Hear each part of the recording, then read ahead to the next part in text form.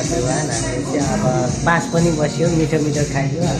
नेपाली दाइको होटेलमा बस्यो है एकदम मिठो मिठो खाना खुवाउनु भयो खाइयो पनि अब हामी बाटो लाग्छौँ है दाइ तपाईँलाई धेरै धेरै धन्यवाद मिठो खाना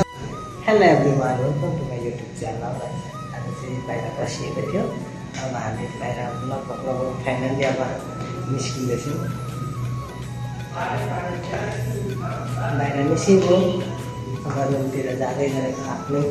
निजी निवासतिर भन्दा पनि हाम्रो रुमतिर जाँदै गरेको तरिकाले हिँडेछ तरिका हो यो कारण हुँदैन भएर रुममा जाने रुममै बस्नुपर्छ भोलि काम पनि गर्नुपर्छ यसरी डुलेर हुँदैन है